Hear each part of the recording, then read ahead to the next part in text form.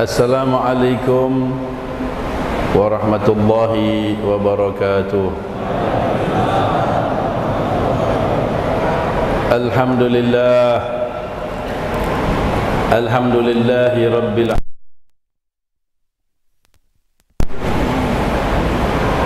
Nahmaduhu wa nasta'inuhu wa nastaghfiruh wa na'udzu billahi min shururi anfusina wa min sayyiati a'malina. من يهد الله فلا مضل له ومن يضلل فلا هادي له. أشهد أن لا إله إلا الله وحده لا شريك له وأشهد أن سيدنا ونبينا وقرة أعيننا ونور قلوبنا ومولانا محمدا عبده ورسوله وحبيبه وصفيه وخليله. اللهم صل وسلم على سيدنا محمد نورك الساري ومددك الجاري واجمعنا به في كل أطوار وأوطار وعلى آله وصحبه يا نور. أما بعد. Yang saya hormati para habaib, para kiai, para alim ulama, para asatidzah dan para tokoh-tokoh agama. Yang saya hormati para pejabat pemerintah Kabupaten Pasir Tanah Grogot sini, baik sipil, militer dan Polri, wabil khusus Bapak Kajari, Bapak Rajendra yang sekaligus sebagai ketua panitia pelaksanaan Maulidun Nabi Muhammad SAW di Masjid Agung sini dan di Kabupaten sini. Yang saya hormati Takmir Masjid TKI Masjid Agung Tanah Grogot sini, namanya Nurul Falah ini, Masjid Nurul Falah. Juga para hadirin wal hadirat, muslimin wal muslimat rahimakumullah. Mari kita bersyukur kehadirat Allah Subhanahu wa taala dengan mengucapkan bersama-sama alhamdulillahi rabbil alamin.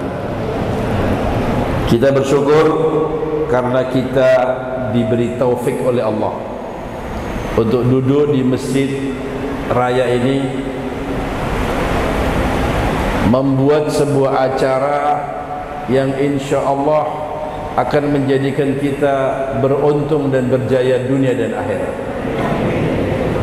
Karena kita menyambut hari kelahiran manusia yang terbaik, bahkan makhluk Allah yang termulia, yaitu junjungan kita Nabi Agung Muhammad sallallahu alaihi wasallam, yang disebutkan beliau adalah basyarun la kal bashar bal huwa kal yaquti bainal hajari. Beliau adalah manusia yang tidak seperti manusia biasa, sebagaimana beliau seperti batu permata dibandingkan dengan batu-batu yang lain. Sama-sama batunya, batu kali dengan batu permata, sama-sama batunya dari bawah tanah. Tapi Rasulullah adalah batu permata yang diletakkan di jari-jari yang indah dan jari-jari yang manis, diletakkan satu tempat yang indah, disimpan dan dimasukkan ke dalam lemari karena mahalnya dan indahnya. Ya, tapi kalau batu kali murah sama-sama batunya. Bal huwa kal yakuti bainal hajari. Beliau seperti yakut di tengah-tengah batu yang lain. Nabi besar Muhammad sallallahu alaihi wasallam disebutkan oleh para alim ulama bahwa Allah Subhanahu wa taala jadikan beliau sebagai cahaya. Sehingga disebutkan dalam Al-Qur'an, laqad ja'akum nurun wa kitabun mubin. Telah datang kepada kalian nur, cahaya, wa kitabun mubin, Al-Quran. Sebelum datang Al-Quran, datang dulu Rasulullah sallallahu alaihi wasallam. Maka beliau adalah cahaya. Salah satu nama beliau adalah Nur, cahaya. Dan beliau memiliki 400 nama lebih yang dikumpulkan oleh ulama, di antaranya Al-Imam Ibnul Hajar, Imam Suyuti, ya. Dan orang yang memiliki nama yang banyak sampai ratusan seperti itu menunjukkan kemuliaannya dan menunjukkan kedahsyatan kepribadiannya dan jiwanya. Para jamaah yang dimuliakan Allah Subhanahu wa taala, beliau pernah bersabda dalam hadis sahih Bukhari, atimus sujud wal ruku', atimur ruku'a was sujud, fa inni anduru min wara'i dhahri. Beliau bersabda kepada para sahabat-sahabatnya, sempurnakanlah rukukmu dan sujudmu ketika kalian salat berjamaah di belakang aku. Sesungguhnya aku bisa melihat di belakang punggungku. Aku bisa melihat kalian dari belakang punggungku. Fa inni anduru min wara'i dhahri. Sesungguhnya aku bisa melihat kalian dari punggungku. Para jamaah yang mulia, Al-Imam Nawawi, Al-Imam Nawawi, ya, di dalam mensyarahkan hadis ini dalam kitab Syarah Sahih Muslim, Al-Imam Nawawi Ad-Damsyiki, beliau mengatakan Rasulullah sallallahu alaihi wasallam itu cahaya. Karena beliau cahaya, maka beliau bisa melihat di seluruh penjuru. Sebagaimana ya cahaya ini, dia bisa melihat dari seluruh penjuru. Maka beliau memandang dari depan sama dengan memandang dari belakang. Memandang dari depan sama dengan beliau memandang dari samping kanan atau samping kiri, karena beliau adalah cahaya. Bahkan cahayanya beliau sallallahu alaihi wasallam mengalahkan cahayanya matahari. Sehingga apa? Sehingga para sahabat apabila berjalan bersama Rasulullah di bawah terik sinar matahari, beliau tidak memiliki bayang-bayang. Beliau tidak memiliki bayang-bayang. Manusia biasa ya mesti berbayang. Sahabat-sahabat berbayang, tapi mereka tidak bisa memandang bayangannya Rasulullah, karena memang beliau tidak berbayang, karena beliau cahayanya mengalahkan sinar matahari. Kalau sinar matahari cahayanya tenggelam dan timbul, saat malam seperti ini kita tidak melihat matahari. Bapak keliling di seluruh Grogot sini tidak akan melihat matahari, karena saat ini malam hari, matahari telah tenggelam di barat sana. Namun cahayanya Rasulullah sallallahu alaihi wasallam terus bersinar, terus terbit, terus menerus hingga akhir zaman, hingga datangnya kiamat. Dan salah satu terbitan cahaya dan sinar yang menerangi bumi ini, masuklah hidayah Rasulullah SAW ke dalam hati-hati orang-orang yang ada di Grogot sini, sehingga antum semuanya ini menjadi pengikut setianya Rasulullah SAW barokah cahayanya Rasulullah yang masuk dalam dada kita. Benar apa tidak? Cahaya Rasulullah itu masuk dalam hati antum. Cahaya kalimat la ilaha illallah Muhammad Rasulullah, itulah yang menjadikan kita semua datang ke tempat ini, yang menjadikan kita sekarang memperingati ya miladnya beliau sallallahu alaihi wasallam. Dan cahaya ini terus terbit, cahaya ini terus bersinar, cahaya ini terus terang benderang hingga yaumul qiyamah, bahkan menerangi janin-janin, bayi-bayi yang belum lahir, terus bercahaya, menyinari bumi, menyinari langit, menyinari samudra, dan menyinari seluruhnya yang ada di alam semesta ini. Allahumma sholli ala sayyidina Muhammad. Para jamaah yang dimuliakan Allah Subhanahu wa taala, beliau sallallahu alaihi wasallam manusia yang sempurna, insanul kamil dalam semua segi. Bapak-bapak, ibu-ibu dan saudara sekalian, mau cerita apa saja tentang kehebatan Rasulullah, tentang kesempurnaan Rasulullah, tentang kegantengan Rasulullah, tentang sifat mulianya Rasulullah, tentang budi pekertinya Rasulullah, tentang adabnya Rasulullah, tentang ubudiyahnya Rasulullah, tentang takwanya Rasulullah, tentang jiwa kepemimpinannya Rasulullah, tentang kebijaksanaan Rasulullah, tentang hikmah, tentang kesolehan, tentang derajat, tentang kedudukan, tentang apa saja yang indah-indah dan mulia. Beliaulah pemimpinnya, beliaulah pemiliknya, beliaulah yang menguasai segala-galanya itu. Maka beliau digelari sebagai Sayyidul Wujud, tuannya, pemimpinnya yang ada di jagat raya ini, para jamaah yang mulia. Kalau pemimpin dunia seperti Zulkarnain yang kekuasaannya seluruh yang ada di bumi ini, ya, dua manusia yang disebutkan di dalam Al-Quran yang kekuasaannya menguasai dunia di bawah telapak kakinya, Zulkarnain dan Nabi Allah Sulaiman. Ya, ketahuilah bahwa kerajaannya Rasulullah, kekuasaan Rasulullah, zahir dan batin, mengalahkan mereka semuanya. Kenapa?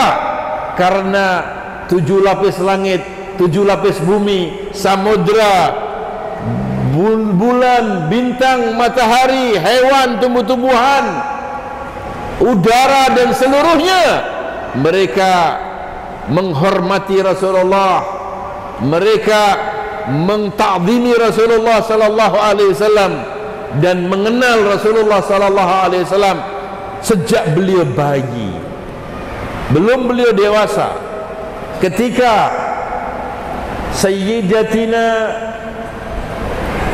Halimah Sa'diyah membawa bayinya Rasulullah sallallahu alaihi wasallam dari Mekah Mukarramah menuju Bani Sa'ad, perjalanannya saat itu Halimatus Sa'diyah memakai keledai yang kurus kering, sehingga beliau terlambat masuk ke tanah suci, ke Mekah. Dan ibu-ibu yang dari Bani Sa'ad sudah mendapatkan momongan yang akan dibayar oleh ibu-ibunya ataupun oleh keluarganya. Halimatus Sa'diyah baru datang dan dia terlambat karena keledainya kurus kering, sehingga sudah tidak ada lagi yang bisa disusui sebagai buruh susu. Dan mereka yang datang awal-awal tidak mau menyusui bayinya Rasulullah karena beliau adalah yatim. Dan Siti Aminah binti Wahab, ibunda Nabi Muhammad SAW, saat itu janda dan tidak kaya raya. Dan mereka, para buruh-buruh susu itu, datang inginannya adalah duit dan uang, harta benda, maka tidak mau menyusui bayinya Rasulullah. Maka Halimatus Sa'diyah lah yang mau, merupakan manusia yang terpilih oleh Allah untuk menyusui baginda Nabi Muhammad SAW, sehingga dia akan mulia dunia dan akhirat karena menjadi ibunda Nabi SAW dalam susuan. Ketika didatangi itu Rasulullah dalam keadaan bayi, ditutupi sutra hijau oleh ibunya, dan dibukalah sutra hijau itu. Dan apa yang terjadi? Rasulullah tersenyum seolah beliau faham dan mengerti, inilah memang ibu susuannya yang asli. Dan pada saat itu juga keluar sinar dari mata beliau menembus ke langit dan tersenyum. Maka Ibunda Halimah mengatakan, ini bayi yang barakah, ini bayi yang luar biasa. Begitu aku buka, dia tersenyum dan mengeluarkan sinar dari matanya.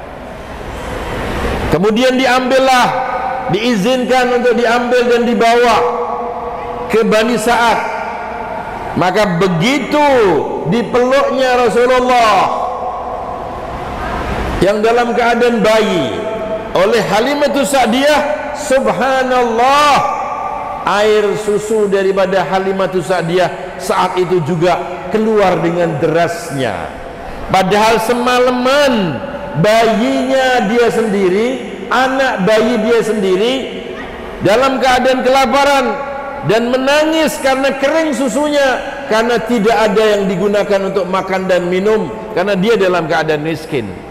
Tapi sungguh aneh, begitu memeluk Rasulullah, dua air susunya keluar dengan derasnya. Subhanallah.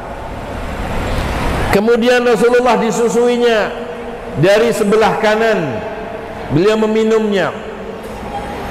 Ya, kemudian Rasulullah dipindah dari sebelah kiri, maka beliau menutup mulutnya, tidak mau untuk meminumnya. Kenapa? Karena yang kiri adalah jatah saudaranya. Sejak bayi pun beliau sudah tahu ithar, tidak tamak, ngerti bahwa jatahnya beliau hanya di kanan. Begitu dipindah kiri selalu tidak mau minum, karena yang kiri adalah jatah dari anaknya Halimah sendiri. Allahumma sholli ala Sayyidina Muhammad. Kemudian Halimatus Sa'diyah membawanya ke Ka'bah, sebagaimana kebiasaan orang-orang saat itu apabila datang mereka tawaf qudum, dan apabila mereka keluar dari Mekah tawaf wada. Sudah zaman jahiliyah dulu, maka akan tawaf wada ala Halimah dengan membawa bayinya Rasulullah. Begitu sampai di Hajar Aswad, kebiasaan orang yang mau tawaf mencium Hajar Aswad atau menyentuh Hajar Aswad, seketika itu juga Hajar Aswad loncat dan mencium pipinya Rasulullah sallallahu alaihi wasallam. Masya Allah. Allahumma shalli ala Sayyidina Muhammad. Hajar Aswad ngerti, Hajar Aswad faham, walaupun dia benda mati, bahwa dia akan mulia karena Nabi, bahwa dia akan terhormat karena Nabi, dan dia akan menjadi salah satu batu yang akan berada di surga nanti. Sampai sekarang ini Hajar Aswad terhormat, sampai sekarang ini Hajar Aswad mulia. Bagaimana tidak mulia? Setiap orang yang datang ke Mekah menunaikan ibadah haji dan umrah, salah satu cita-citanya, kapan ya saya bisa mencium Hajar Aswad? Betul apa anda bapak-bapak, ibu-ibu? Antri orang mau cium Hajar Aswad dari negeri manapun, warna kulit apapun, status sosial bagaimanapun, ingin meletakkan hidungnya, ingin meletakkan mulutnya mencium Hajar Aswad yang menempel di Rukunul Hajar itu. Kenapa? Kenapa kira-kira? Apa rahasianya? Karena hidung mulianya Rasulullah, mulut mulianya Rasulullah pernah mencium itu Hajar Aswad. Sebab itulah sehingga setiap manusia muslim yang datang ingin juga meletakkan hidungnya dan mulutnya, diletakkan di mana Rasulullah meletakkan hidung dan mulut beliau yang mulia. Allahumma sholli ala Sayyidina Muhammad. Maka Hajar Aswad menjadi mulia, dan dia mengerti bahwa kemuliaannya ada di tangan Nabi, sehingga rindunya Hajar Aswad tidak bisa ditahan, sehingga Hajar Aswad pun loncat. Kalau orang-orang ingin mencium Hajar Aswad, tapi kali ini Hajar Aswad yang rindu mencium pipinya Rasulullah sallallahu alaihi wasallam. Masya Allah. Setelah tawaf, Siti Halimah pulang ke Bani Sa'ad membawa keledainya yang kurus kering. Subhanallah, keledai yang kurus kering yang disebut binatang yang dungu ini faham dan mengerti bahwa yang di atas punggungnya adalah seorang nabi, yang ada di atas punggungnya adalah seorang kekasih ilahi, yang ada di atas punggungnya adalah manusia terbaik sejagat raya, yaitu Nabi besar Muhammad sallallahu alaihi wasallam. Sehingga keledainya semangat, keledainya menjadi gegas gembira. Berjalanlah keledainya itu bisa berlari dengan kencangnya, sehingga ibu-ibu yang pulang duluan bisa dilanggar, bisa didahului dengan kecepatannya keledainya Halimatus Sa'diyah. Sehingga mereka mengatakan, apakah Halimatus Sa'diyah membeli keledai yang baru sehingga begitu kencangnya dan cepatnya bisa mendahului kami? Tidak memiliki keledai yang baru. Keledainya sama, tetapi yang baru bahwa di punggungnya ada seorang nabi, di punggungnya adalah manusia yang termulia di sejagat raya, Nabi Agung Muhammad sallallahu alaihi wasallam. Dalam perjalanan itu pula Halimatus Sa'diyah heran, dan suaminya pun juga heran. Kenapa mendengar manusia memberi salam tapi tidak tahu siapa yang memberi salam?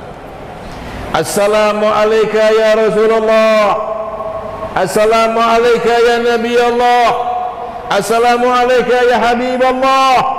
Sepanjang perjalanannya itu Halimatus Sa'diyah mendengar suara itu, barulah faham bahwa ini adalah calon Nabi, inilah kekasih ilahi, inilah calon Rasul akhir zaman. Karena salam-salam itu ternyata apa, bapak-bapak, ibu, saudara kalian? Ketika didengarkan dengan dalam-dalam, yang memberi salam adalah bebatuan yang dilaluinya dan pohon-pohon korma yang dilaluinya, memberi salam dengan sang Nabi, Nabi besar Muhammad sallallahu alaihi wasallam. Mereka kenal kepada Rasulullah, lebih mengenal kepada Rasulullah daripada manusia mengenal Rasulullah. Allahumma sholli ala sayyidina Muhammad. Dan setelah Halimatus Sa'diyah membawa bayi Rasulullah ini ke rumahnya, apa yang terjadi? Mukjizat, irhasat, kelebihan, keberkahan, rahmat Allah ditunjukkan oleh Allah kepada Halimatus Sa'diyah dan keluarganya. Walaupun Aminatul binti Wahab, ibunda Nabi, tidak bisa menggaji dengan besar, tapi yang yatawalla, yang mengambil alih gajinya Halimatus Sa'diyah adalah Tuhannya Nabi besar Muhammad sallallahu alaihi wasallam, Allah Rabbul Alamin, sehingga diberkahinya Halimatus Sa'diyah. Kambing-kambingnya gemuk, kambing-kambingnya keluar susu yang deras, kambingnya setahun, bahkan kadang-kadang 3 kali dalam setahun melahirkan anak, dan sekali melahirkan anak tidak 1, 2, 3, 4, luar biasa, berkembang biak dengan cepat, kambingnya gemuk-gemuk, susunya banyak, sehingga makmurlah Halimatus Sa'diyah. Tanaman-tanamannya menjadi subur, sehingga orang-orang kampung pada heran, apa gerangan yang terjadi di rumahnya tuh Halimatus Sa'diyah, sehingga Halimah menjadi kaya raya, Halimah menjadi makmur, hatinya menjadi sejahtera.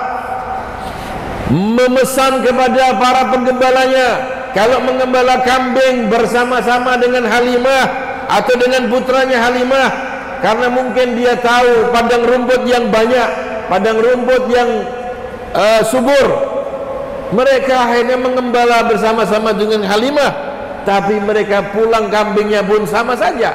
Kenapa? Rahasianya bukan karena padang rumputnya, tapi rahasianya karena rumahnya Halimah ada baginda Rasul sallallahu alaihi wasallam yang merupakan kekasih Allah, sehingga diberkahi semua apa saja yang ada di rumahnya Halimatus Sa'diyah. Allahumma shalli ala sayyidina Muhammad.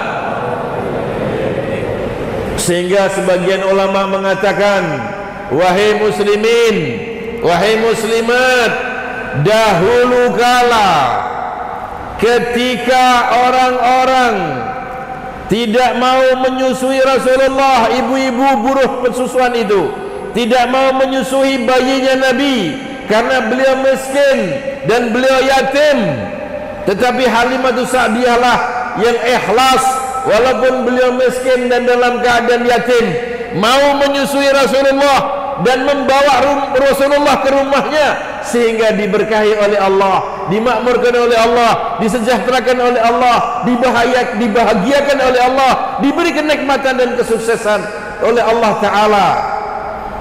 Saat ini sunnahnya Rasulullah dalam keadaan yatim. Saat ini adabnya Rasulullah dalam keadaan yatim. Saat ini akhlaknya Rasulullah dalam keadaan yatim. Saat ini petunjuknya Rasulullah dalam keadaan yatim. Saat ini contoh-contoh Rasulullah dalam keadaan yatim. Tidak ada orang yang mau memperhatikan, orang menyingkir-nyingkirkan, orang melihat dengan mata sebelah mata. Maka siapa yang ingin makmur, siapa yang ingin bahagia, siapa yang ingin sukses, siapa yang ingin jaya, siapa yang ingin ditolong oleh Allah, bawalah sunnah Rasulullah yang yatim itu ke dalam rumah tangga kita. Bawalah adab dan akhlaknya Rasulullah yang yatim itu, yang tidak mau diperhatikan orang, bawalah ke rumah tangga kita.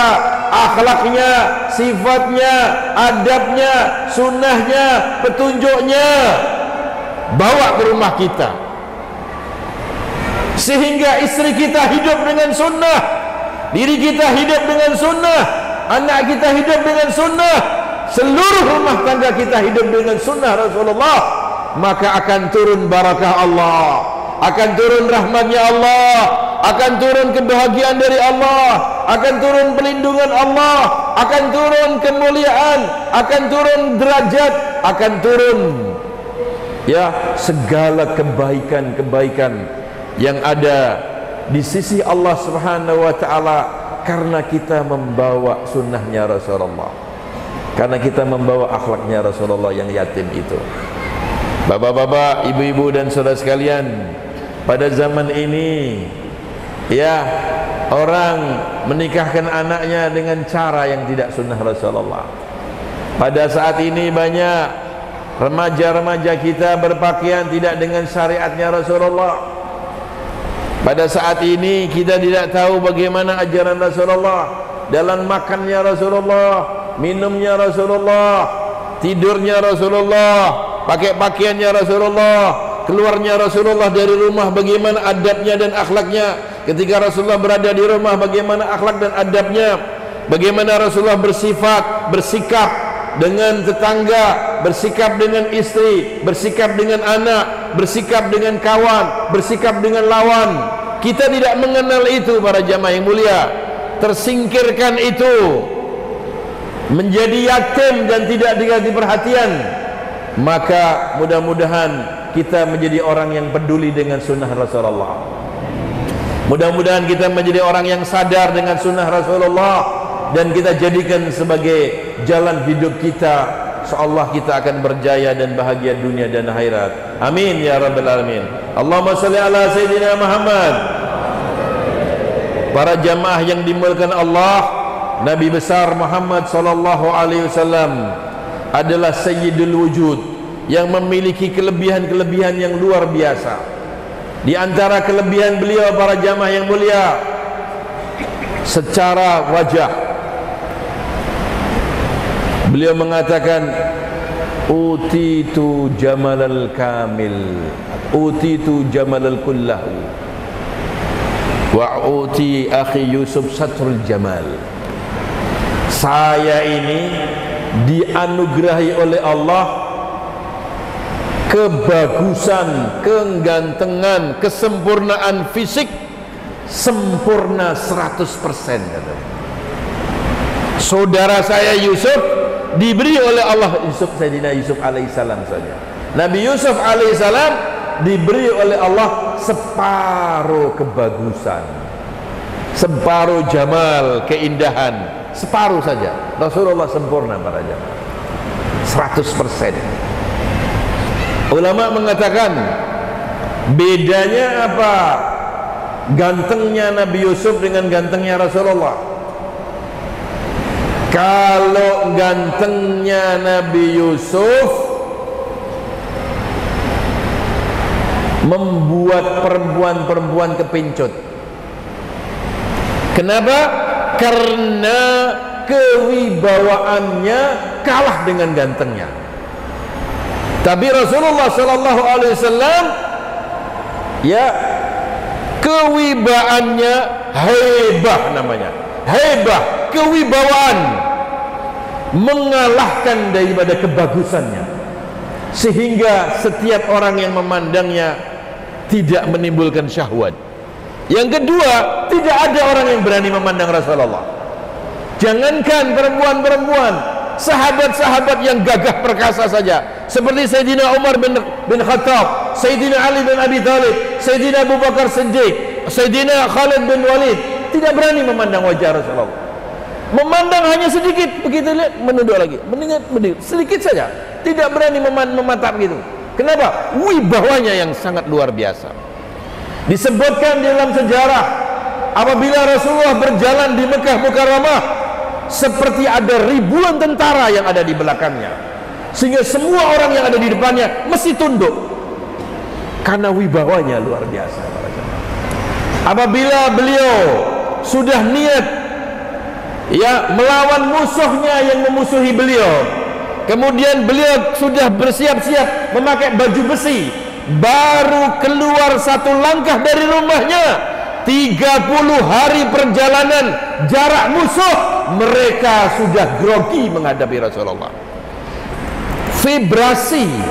Vibrasi kewibawaannya dalam 30 hari perjalanan, tentara-tentara musuh sudah kedengkelan, sudah takut para jemaah, sudah terkirim rasa getarnya itu. Begitu para jemaah.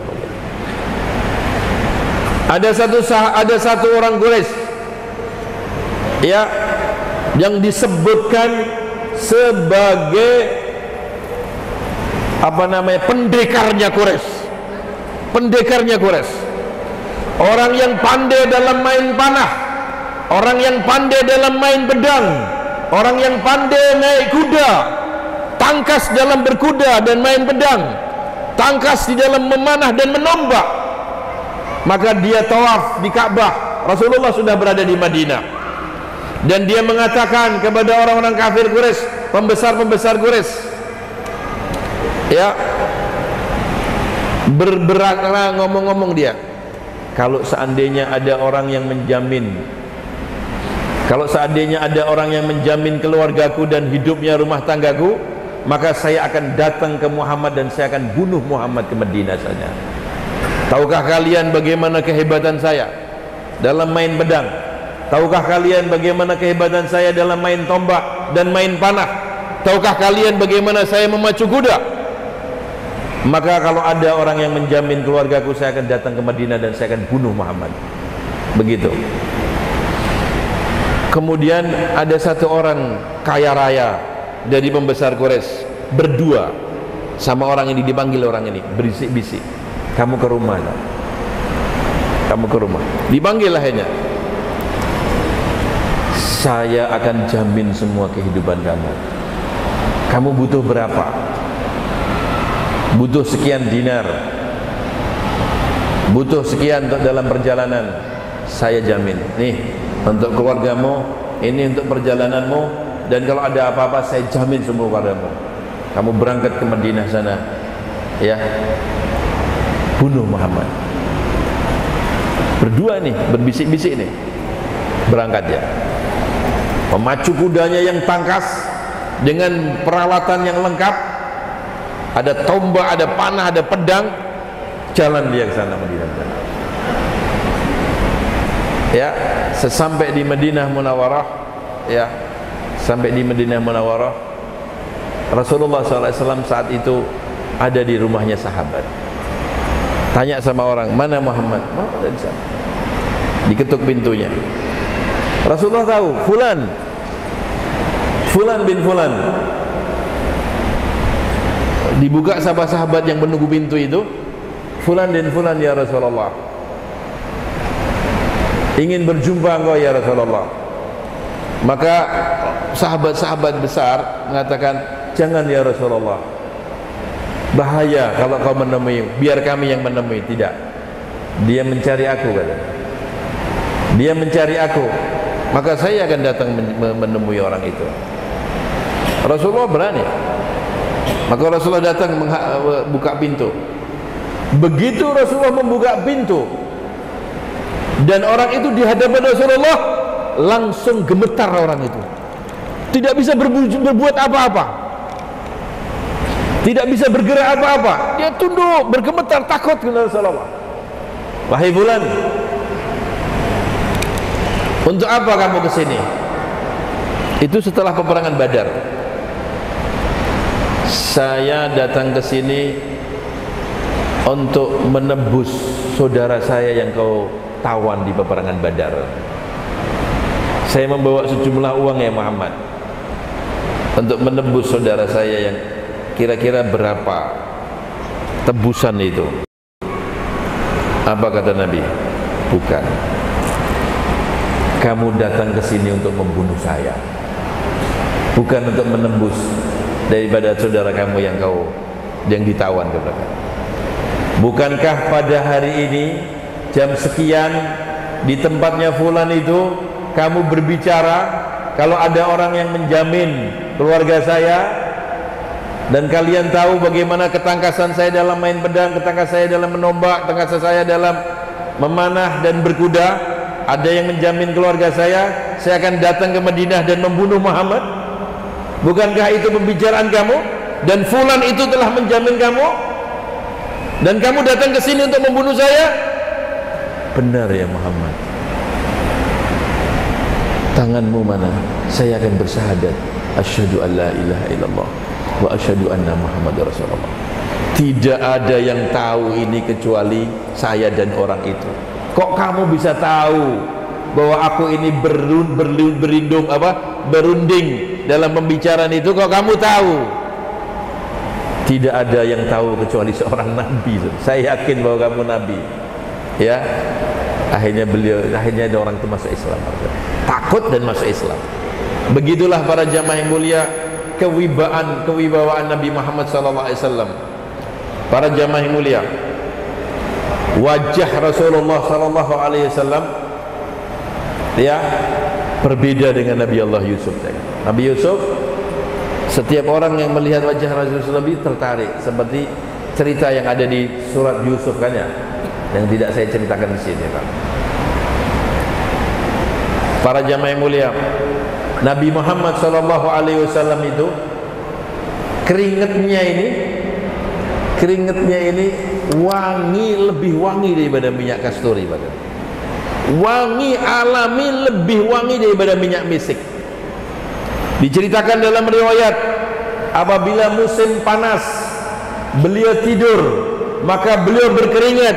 Istri beliau Ummu Salamah mengumpulkan keringat yang ada di kening beliau, dikumpulkan dan ditaruh di botol, dikumpulkan dan ditaruh di botol. Yang ada di keringat yang di leher beliau dikumpulkan di botol. Satu ketika dikumpulkan itu keringat, saya Rasulullah bangun. Ada apa ya Ummu Salamah? Ya Rasulullah, aku kumpulkan keringatmu untuk memperwangi dari minyak wangiku, karena keringatmu lebih wangi daripada minyak wangiku. Dan yang kedua, aku kumpulkan keringatmu ini untuk istiswa lil amrad, lil marda. Jadi saya campurkan dengan air untuk memberi kesembuhan, untuk memberikan kepada orang-orang yang sakit, saya kasihkan itu. Barokah daripada keringat. Para jamaah mulia, ada orang yang mengatakan, wah, kok sepertinya riwayat itu diragukan gitu. Mengkultuskan keringat Rasulullah dibuat menggunakan obat gitu. Jangan heran para jamaah mulia, ya, kalau zaman sekarang ini kencing onta, kencing sapi dibuat obat. Iya enggak? Tekek itu dibakar jadi obat untuk gatal katanya. Kadal itu dia bakar kadang hijau, dibakar untuk obat gatal katanya. Kalau orang heran melihat keringatnya Rasulullah dijadikan obat, yang kan tidak bisa dibandingkan alam semesta ini dengan keringatnya Rasulullah. Kau heran para jamaah yang mulia ya. Kalau orang berobat dengan keringatnya Rasulullah dikatakan syirik, ya, tidak percaya dengan itu, ya terserah. Padahal dalam Quran itu ada Nabi Yakub alaihissalam, ayahnya Nabi Yusuf alaihissalam, ketika Nabi Yusuf 9 tahun lebih, ya 9 tahun lebih di penjara, bapaknya Nabi Yusuf yaitu Yakub itu nangis karena sayangnya dengan Yusuf yang diberitakan oleh saudaranya karena dimakan oleh serigala, padahal tidak. Karena nangisnya yang luar biasa dan memikirkan Nabi Yusuf, Nabi Yakub sampai tidak bisa melihat. Dan singkat ceritanya, akhirnya ketahuanlah bahwa Nabi Yusuf sebagai menteri keuangannya Mesir di mesin paceklik. Kemudian saudaranya yang 9 itu kenal, oh ini Yusuf ya? Ya saya Yusuf. Wa hadza akhi Bunyamin. Terus apa kata Nabi Yusuf? Kamu pulang temui ayah dan wa khudh gomisi hadza, ambil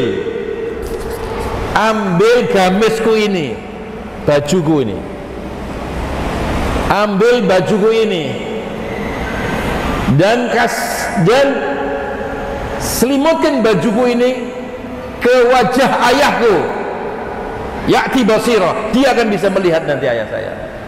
Para jamaah yang mulia, kira-kira saudara-saudara Nabi Yusuf syirik tidak saja?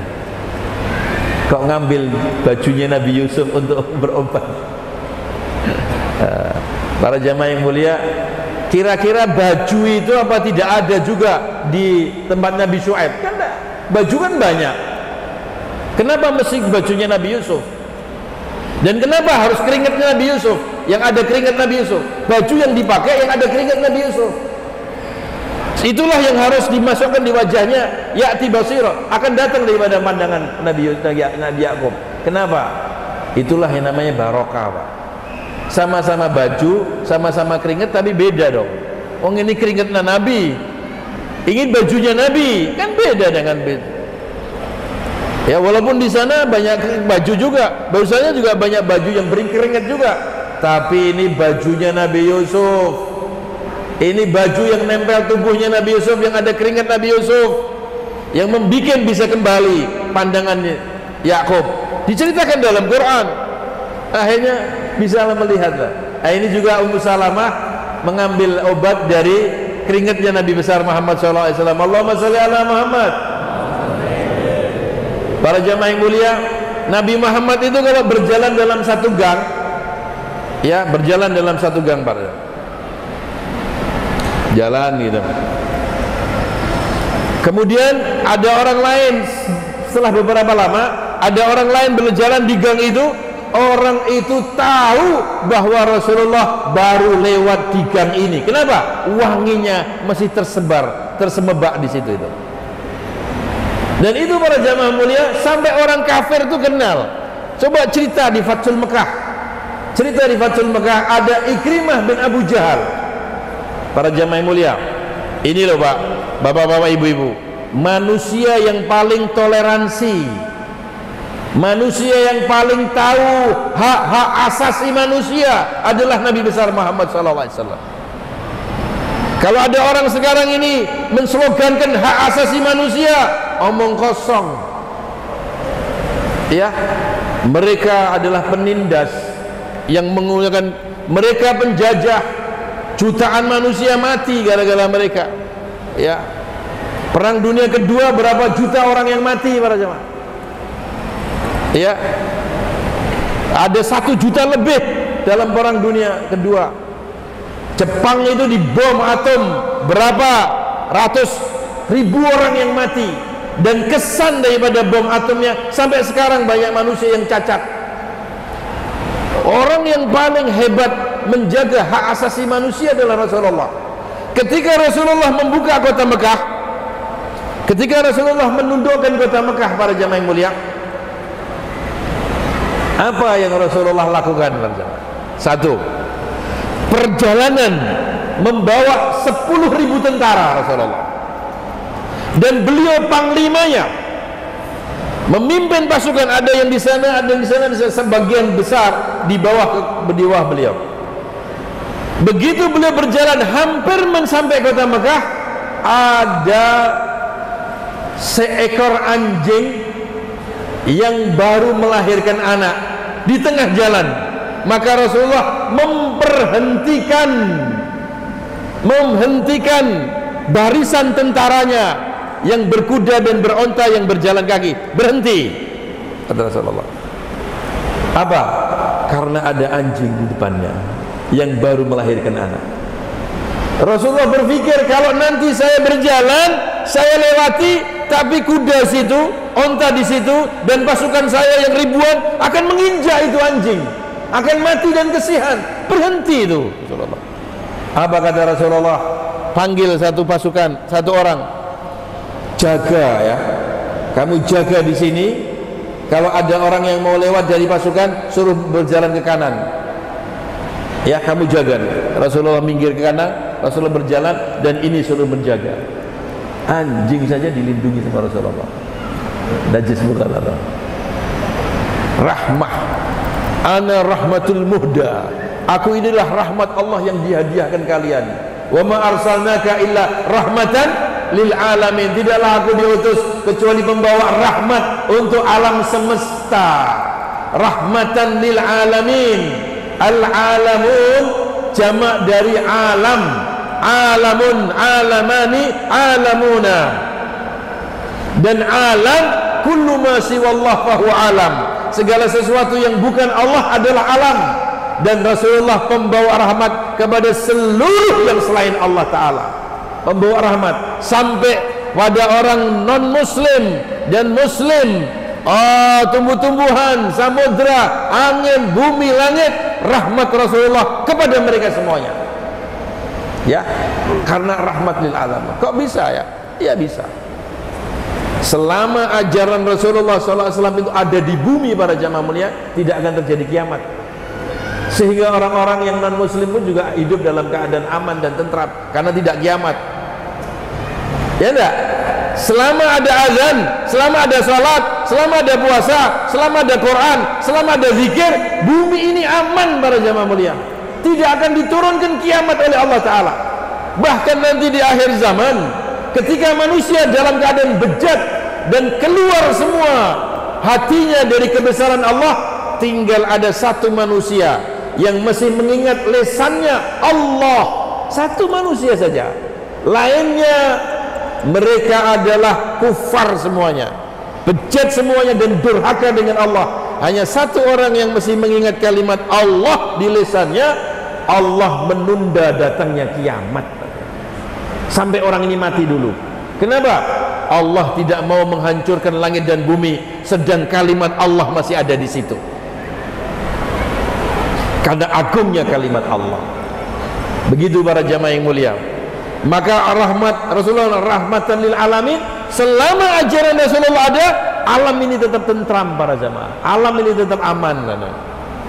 Maka bawalah, bikinlah maulid Rasulullah, bikinlah salawat, bikinlah amalan-amalan, yasinan, tahlilan, maulid, dakwah, akhlakul karimah, sedekah, Quran, salat sunnah, puasa, qiyamul lail, salat berjamaah, sunnah-sunnah Rasulullah hidupkan.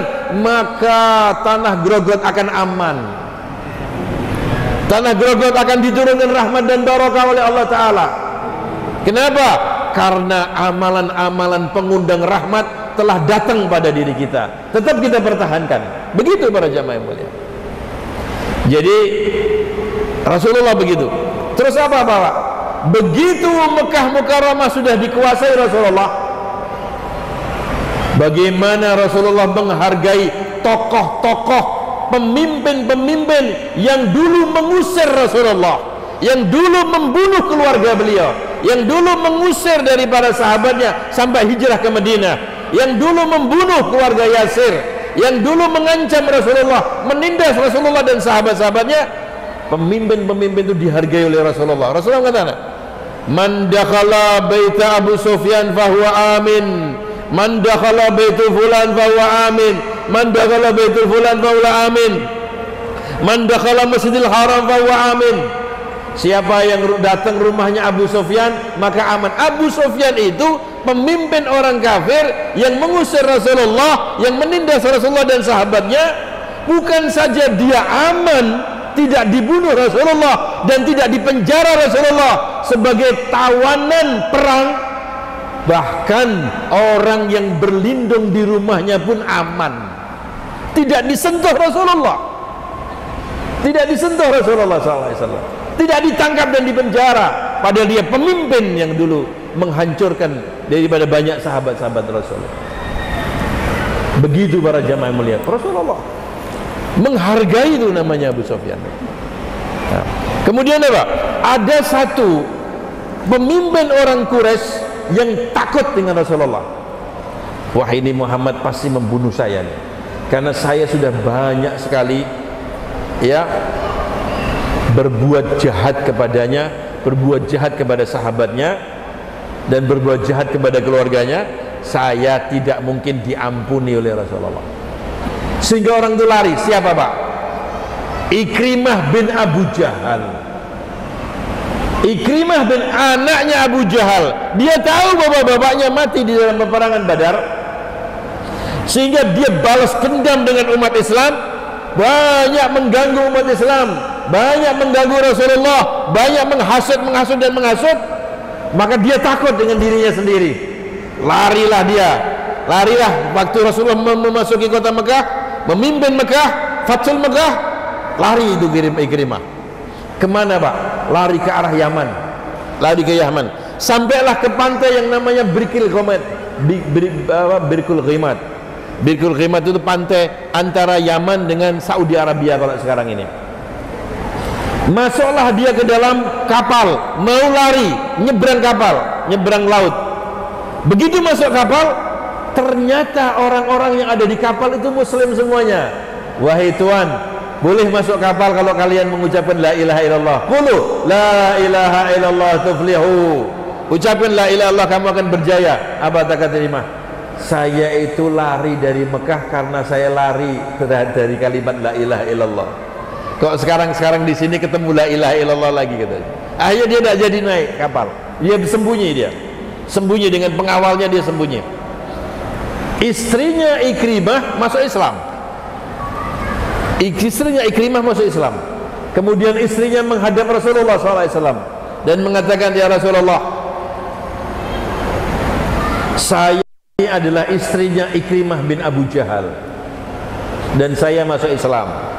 Baik, ya Rasulullah, tolong maafkan suami saya ya Rasulullah, ampuni suami saya ya Rasulullah, biar dia bisa kembali ke Mekah dalam keadaan aman dan tidak diganggu oleh siapa-siapa engkau lindungi.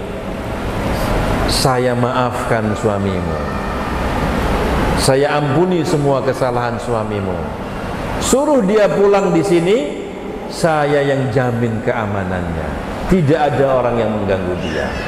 Coba, kira-kira ada enggak Pak kayak gitu Pak? Tidak ada manusia kayak Rasulullah. Ini pembunuh loh ini. Anaknya Rasulullah itu mati itu gara-gara orang Quraisy. Zainab, ya, Zainab kalau salah ya, Zainab. Zainab itu dalam keadaan hamil Pak. Naik onta mau menyusul Rasulullah hijrah. Mau menyusul Rasulullah hijrah. Dalam keadaan hamil naik onta. Dalam perjalanan di Mekah itu diganggu sama orang Quraisy, diganggu, dihalang-halangi, sampai ontanya itu bedal-bedal dan terpelanting, jatuh. Orang hamil jatuh dia dari atas onta, maka terbenturlah perutnya dengan batu atau sesuatu yang keras di situ. Maka kesakitan beliau, kesakitan dan pendarahan. Akhirnya perjalanan menuju Madinah Munawwarah, sakit-sakit dan meninggal dunia. Itu putrinya Rasulullah yang bagaimana terdolimi oleh orang-orang Quraisy. Sekarang Rasulullah memimpin kota Mekah, dan orang-orang yang membunuh, sebab terbunuhnya anaknya Rasulullah, yang membunuh para sahabat Rasulullah masih hidup, itu para panglima-panglimanya. Kira-kira kalau bapak-bapak gimana kira-kira? Oh, tak cencang kabeh itu sana kata. Rasulullah ngumpulkan orang-orang Mekah. Ngumpulkan orang-orang Mekah. Apa kata Rasulullah di depannya orang-orang Mekah ini? Kira-kira apa yang akan aku jalankan kepada kalian semuanya? Apa yang kira-kira aku akan lakukan kepada kalian semuanya? Orang Quraisy duduk semuanya, rakyatnya dan panglima-panglima, pemimpin duduk semuanya. Anta karim wa ibnu akhil karim, kau adalah orang yang mulia dan putra orang yang mulia ya Muhammad. Sahabat mengatakan, al-yaum yaumul malhamah, hari ini adalah hari penyembelihan. Rasulullah marah, wajahnya marah, wajahnya tidak suka dengan ucapan. La bal al-yaum yaumul marhamah, kata Nabi. Hari ini adalah hari kasih sayang. Coba, hari ini adalah hari kasih sayang. Ya, padahal itu para pemimpin-pemimpin semua yang dulu begitu luar biasa. Apa kata Rasulullah? Izhabu antumutulaqa, izhabu antumutulaqa, izhabu antumutulaqa. Sudah, bubar semua, pergi. Semua kamu bebas, semua kamu merdeka, semua kamu bebas. Tidak ada yang saya putus, saya kawan, saya tawan. Semua bebas. Tidak ada satupun yang dipenjara Rasulullah. Allahumma salli ala sayyidina Muhammad. Kira-kira human right mana yang ada nih? Ya, bagaimana kasih sayang Nabi sallallahu alaihi wasallam? Ini Abu Ikrimah bin Abu Jahal, coba bayangkan. Ini anaknya Abu Jahal dan dia juga panglimanya Quraisy. Sampai dia takut gara-gara mau dibunuh Rasulullah. Istrinya minta maaf, suruh dimaafkan, saya maafkan. Lebih daripada itu, apa kata Rasulullah? Suamimu tidak berani untuk datang ke sini, walaupun sudah saya maafkan, karena dia takut terhadap dirinya sendiri. Maka bawa sorban saya ini, kasihkan ke Ikrimah sebagai tanda bahwa saya maafkan. Coba, Allahumma sholli ala sayyidina Muhammad. Kira-kira mahal apa enggak di sorbannya Rasulullah baca? Sorbannya Rasulullah ini sudah kena keringatnya Rasulullah, Pak. Kalau dibakar api tidak akan terbakar, Pak. Semua benda yang kena keringat Rasulullah, kena tubuh Rasulullah, tidak terbakar api. Buktinya apa? Sahih Bukhari dan Muslim. Sayyidina Anas bin Malik, Sayyidina Anas bin Malik itu hidup 100 tahun lebih karena doanya Rasulullah. Sehingga Rasulullah sudah wafat, semua pada wafat. Punya murid-murid ngaji, Sayyidina Anas bin Malik. Punya sapu tangan, ya, dia ngajar sambil pakai sapu tangan. Nanti kalau satu tangannya sudah kotor, maka dia bilang kepada keluarganya, ambil bara api, ambil bara api, ambil bara api yang banyak. Itu sapu tangannya dimasukkan ke bara api, membakar kotorannya. Begitu keluar, bersih lagi. Maka murid-muridnya heran, sakti amat kamu menizam sapu tangan kamu ini. Wahai Sayyidina Anas, sakti betul kamu, dibakar api tidak terbakar, bahkan hanya kotorannya yang terbakar. Apa kata Sayyidina Anas? Ini adalah sapu tangannya Rasulullah. Beliau memberi hadiah kepada aku ketika aku membantu beliau. 2 tahun saya membawa sandalnya Rasulullah, karena itu akhirnya saya dihadiahkan sapu tangan ini. Dan beliau dan setiap benda yang menempel tubuhnya Rasulullah tidak akan kena api neraka. Jangan kena api dunia, api neraka pun tidak akan kena. Maka sapu tangan saya ini tahan api. Para jamaah yang mulai ini sorbannya Rasulullah dikasihkan Ikrimah. Siapa? pemimpin orang kafir yang membunuh banyak dari para sahabat Rasulullah. Kasih ya, kasih suamimu sebagai tanda bahwa saya maafkan. Maka datanglah istrinya tadi, datang istrinya menghadap kepada Ikrimah. Wahai Ikrimah, saya datang dari manusia terbaik di seluruh alam semesta. Saya datang kepada manusia yang rahim, pengasih, ya pengampun, berakhlak karimah. Nabi SAW, kamu sudah dimaafkan, kamu sudah diampuni, kamu pulang ke Mekah sana dijamin kamu aman. Apa kata Ibnu Manda? Itu hanya jebakan saja, itu hanya jebakan saja supaya saya kembali, habis itu saya disembelih sama Muhammad. Kau tahu dosa saya kan banyak dengan Muhammad. Enggak wahai suamiku, kamu akan diampuni. Enggak, ini sorbannya, ini sorbannya sebagai tanda bahwa kamu dimaafkan. Apa kata Ikrimah? Diambil sama Ikrimah, dicium. Iya, ini wanginya Muhammad. Allahumma sholli ala Muhammad. Musuhnya pun tahu bau keringatnya. Saya cerita keringatnya itu dari situ tadi, bahwa keringatnya Rasulullah itu wangi sampai musuhnya itu kenal bau keringatnya Rasulullah. Dicium. Iya, ini bau keringatnya Muhammad yang wangi luar biasa. Maka saya pulang sekarang. Saya pulang. Rasulullah duduk dengan para sahabat-sahabatnya. Dengan pandangan nubuahnya, beliau mengatakan, sebentar lagi akan datang Ikrimah bin Abu Jahal dan datang ke sini mau minta maaf kepada aku, kata Nabi SAW.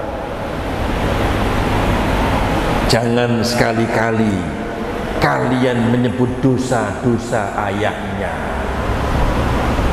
karena kalau kamu menyebut dosa ayahnya akan tersinggung keturunannya. Allahumma sholli ala Sayyidina Muhammad. Takut Rasulullah nanti kalau datang bisik-bisik itu, anaknya Abu Jahal dulu begini, kan tersinggung anaknya itu. Ya enggak Pak? Menghargai orang Pak, ya, menghargai orang. Padahal bagaimana dosanya Abu Jahal yang luar biasa itu. Rasulullah nggak tahu. Jangan sekali-kali kau sebut kesalahan ayahnya, karena kalau kesalahan ayahnya disebut-sebut akan tersinggung anaknya. Datanglah Ikrimah, betul. Datang Ikrimah di tengah-tengah sahabat. Ini masih kafir, ini masih kafir, dan masih dalam suasana permusuhan istilahnya. Rasulullah berdiri Pak. Rasulullah berdiri menyambut Ikrimah bin Abu Jahal, orang kafir dan musuhnya. Bagaimana toleransinya? Bagaimana akhlaknya Rasulullah? Ini pemimpin di kaumnya, harus dihargai, disambut oleh Rasulullah, didudukkan di sampingnya Rasulullah. Allahumma sholli ala Sayyidina Muhammad. Jadi kalau ada orang cerita bahwa Islam itu keras, Islam itu begini, Islam itu, lihat Rasulullah. Kalaupun ada yang seperti itu, bukan Islam, tapi adalah oknum-oknum lah. Manusia banyak tidak sesuai dengan, kalau Rasulullah akhlaknya mulia, ajaran Rasulullah seperti itu, contohnya seperti itu para jamaah mulia. Ikrimah datang dan langsung mengatakan, asyhadu an la ilaha illallah wa asyhadu anna Muhammadur Rasulullah. Ya Nabi Muhammad, sesungguhnya saya datang mau minta maaf kepadamu, tetapi begitu aku melihat akhlakmu yang mulia, budi pekertimu yang luhur, tersentuhlah hatiku. Tidak ada orang yang memiliki jiwa begini besar, jiwa begini pemaaf, yang tahu siapa saya sebagai manusia pendosa dan musuh bebuyutan kamu, tapi kau perlakukan seperti ini, kecuali seorang nabi. Kamu nabi betul. Saya bersaksi tiada Tuhan selain Allah, dan engkau wahai Nabi Muhammad adalah utusan Allah. Masuk Islam Ikrimah. Dan apa kata Ikrimah? Ya Rasulullah, dahulu ketika aku masih kafir, seluruh harta bendaku aku gunakan untuk memusuhimu. seluruh kekuatan dan potensiku untuk memusuhimu dan memusuhi Islam. Saat ini aku akan menebus ya Rasulullah. Ambillah seluruh harta benda saya, ambillah seluruh waktu saya, gunakan saya ini untuk memperjuangkan Islam. Dan apa yang engkau ambil untuk perjuangan, lebih aku sukai daripada apa yang kau tinggalkan. Begitulah para jamaah mulia, akhlakul mulia Rasulullah sallallahu alaihi wasallam. Dan kalau saya cerita sampai subuh, Pak, banyak ceritanya Rasulullah. Bagaimana budi pekertinya luhur Rasulullah. Terakhir sekarang ini, kita bagaimana sekarang ini? Kita ini bagaimana sekarang ini? Sebagai umatnya Rasulullah, sudah tahu begitu kemuliaannya Rasulullah, begitu hebatnya Rasulullah.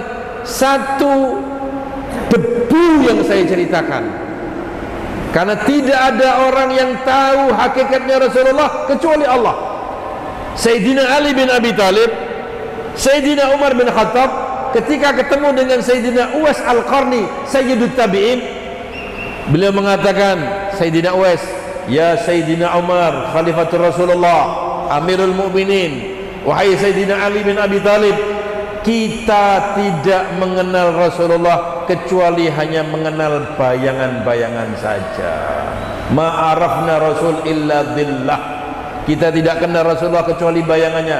Ajal wahai Uwais, benar, kita tidak kenal Rasulullah kecuali hanya bayangan. Siapa itu yang ngomong? Yang ngomong itu mantunya Rasulullah. Yang ngomong itu dari kecil hidup di rumahnya Rasulullah, Sayyidina Ali bin Abi Thalib. Manusia paling kecil dari golongan pemuda yang masuk Islam pertama kali, menantu Rasulullah, saudara Rasulullah, Sayyidina Umar bin Khattab yang hidup bersama Rasulullah, tidak mengenal Rasulullah kecuali hanya bayangan-bayangan. Apa kata mereka? Tidak ada yang mengenal hakikatnya Rasulullah kecuali Tuhannya Rasulullah. Saking dalamnya Rasulullah. Apalagi kita ini para jamaah tidak bisa kenal Rasulullah dengan sebetul-betulnya. Tapi kita tahu bahwa beliau adalah orang yang mulia. Kita tahu bahwa beliau adalah contoh kita. Kita tahu dah beliau suri teladan kita.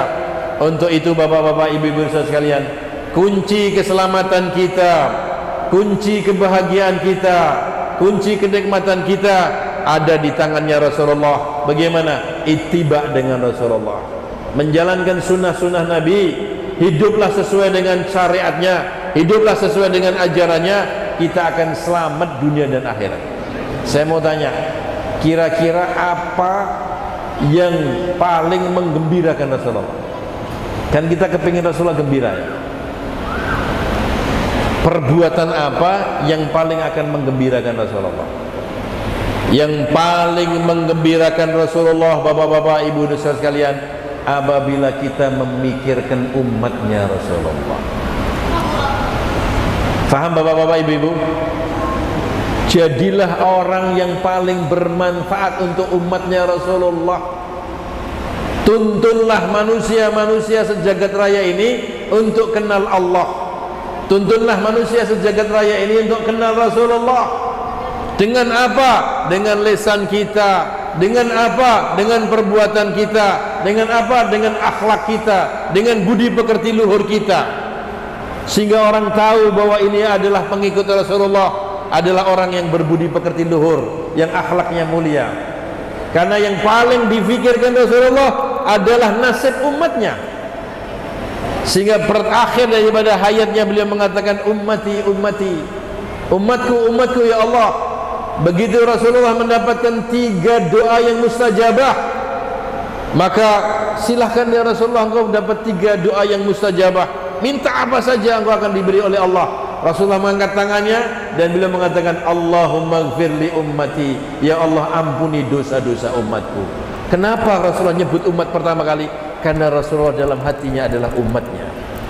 Baik ya Rasulullah, kata malaikat, doa engkau yang kedua apa ya Rasulullah? Angkat tangannya lagi, Allahumma gfir li ummati, ya Allah ampuni dosa-dosa umatku.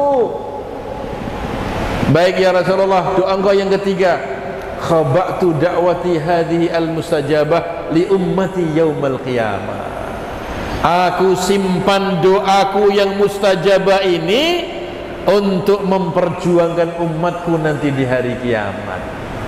Mau dijadikan sebagai doa pamungkas untuk di akhirat. Membela siapa? Membela kita ini, Pak. Kita ini para pendosa-pendosa besar ini, banyak dosa-dosa kita ini. Nanti kita butuh daripada pertolongan Rasulullah, kita butuh syafaatnya Rasulullah. Beliau punya doa yang mustajabah. Semua nabi-nabi mengatakan nafsi, nafsi. Nabi Adam, nafsi, diriku dan diriku. Bapak kita lari dari kita, ibu kita lari dari kita, manusia semua lari dari kita, anak, pasangan kita, istri, bapak, saudara. Yauma yafirru mar'u min akhihi wa ummihi wa abihi wa sahibatihi wa banihi. Semua lari dari kita nih. Hari kiamat semua lari, ibu, bapak kita, saudara, pasangan kita. Siapa yang membela kita? Nabi Muhammad, yang beliau mengatakan analaha, analaha, analaha, akulah pembelanya, akulah yang bisa menghadap Allah untuk membela umatku. Allahumma shalli ala Muhammad. Rasulullah bela kita, maka apa yang kita laksanakan untuk membela Rasulullah? Pikirkan umatnya Rasulullah. Kalau tadi Pak Kajari tadi mengatakan, ayo kita mengajak orang untuk salat, ayo ngajak orang untuk dakwah. Nah ini ngajak dakwah ini, bagaimana kita ajak manusia untuk taat kepada Allah. Ya bapak-bapak, ibu-ibu sekalian, dakwah itu tidak mesti ceramah seperti saya ini. Nah, ini bagian kecil sekali dari dakwah, kecil ini. Tapi dakwah ini apa? Bawah akhlaknya Rasulullah dalam kehidupan. Berdagang dengan akhlak, berumah tangga dengan akhlak, di kantor dengan akhlak, di pasar dengan akhlak, bertetangga dengan akhlak. Orang kan tahu muslim ya, akhlaknya mulia ya. Menghargai kepada orang yang tua, menyayangi kepada yang muda, suka dengan fakir miskin dan anak yatim, menolong orang, hidup dalam kejujuran, hidup dengan amanah, hidup dengan baik. Contoh ya kejujuran dan kedisiplinan kita. Akhlak inilah, cerminan inilah yang akan membuat orang akan tertarik dengan agama Allah Subhanahu wa taala. Ya, bapak-bapak, ibu-ibu, hidupkan ini sunnah-sunnah Rasulullah dalam kehidupan kita, akhlaknya Rasulullah dalam kehidupan kita, dan doakan kepada umat manusia supaya mereka dapat hidayahnya Allah Subhanahu wa taala, dan semua muslimin wal muslimat diampuni dosanya oleh Allah Subhanahu wa taala. Ya Allah, ya Rahman, ya Rahim, ya Hayyu ya Qayyum, ya Dzal Jalali Ikram, ya Arhamar Rahimin, ya Arhamar Rahimin, ya Arhamar Rahimin. Ya Allah, semoga semua yang hadir ini ya Allah Engkau berikan kejayaan dunia dan akhirat. Ya Allah, semua orang yang hadir ini ya Allah Engkau ampuni dosa-dosanya yang lahir maupun yang batin, yang besar maupun yang kecil, yang disengaja maupun yang tidak disengaja. Ya Rabbal Alamin. Ya Allah, semua yang hadir ini ya Rabbal Alamin, berikan mereka masuk surga Firdaus bersama Nabi Muhammad SAW dan bebas dari api neraka ya Rabbal Alamin. Ya Allah, ya Rahman Rahim, semua yang hadir ini mereka datang dengan punya hajat yang banyak ya Allah, kabulkan hajat-hajatnya semuanya ya Allah. Ya Allah, semua yang hadir ini ya Rabbal Alamin, jika rezeki mereka sempit, luaskanlah rezekinya. Jika rezeki mereka berhenti, lancarkanlah rezekinya ya Allah. Jika mereka sakit dan keluarganya ada yang sakit, sembuhkanlah semua penyakit-penyakitnya ya Allah. Ya Allah, ya Rahman Rahim, ya Hayyu ya Qayyum, jika semua teman-teman kita, saudara-saudara kami ini yang hadir ya Allah, jika mereka rezekinya ada di langit, turunkanlah ya Allah. Jika rezekinya mereka ada di bumi, keluarkanlah ya Allah. Jika rezeki mereka ada di langit, rezekinya ada di lautan, di air, entaskanlah ya Allah. Jika rezeki mereka berhenti, jalankanlah.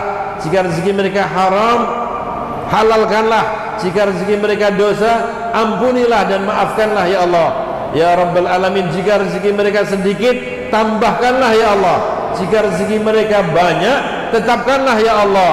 Ya Allah, jadikan mereka orang yang kuat imannya, kuat Islamnya, kuat ihsannya, hebat akhlaknya ya Allah, dan makmur masjidnya ya Rabbal Alamin.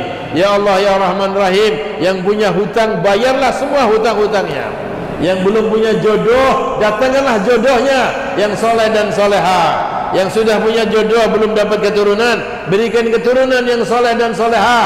Yang sudah punya keturunan, keturunannya itu ya Rabbal Alamin, jadikan keturunannya sebagai qurratul a'yun Sayyidul Mursalin, penyejuk mata hatinya Rasulullah, semenyejuk mata hatinya para alim ulama, para salafun salihin. Jadikan anak-anak kita orang-orang yang soleh dan soleha, orang-orang yang menjadi da'i ilallah, hufadzul Quran, alim ulama, nujaba'ul adkiya ya Rabbal Alamin. Ya Allah, Kabupaten Pasir ini ya Allah, Tanah Grogot dan sekitarnya, angkat semua balak dan musibah dari sini ya Rabbal Alamin.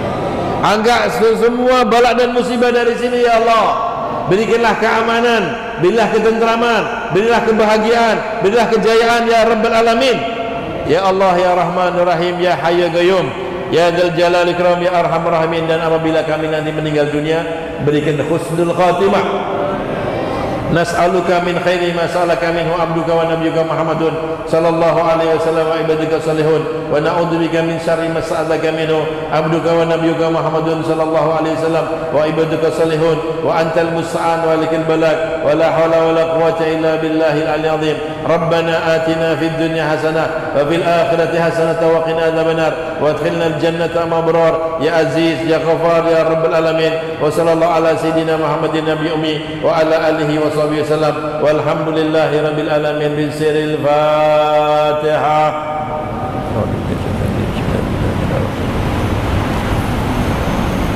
Amin amin. Wal afu minkum. Assalamualaikum warahmatullahi wabarakatuh. Allahumma shalli ala sayidina Muhammad.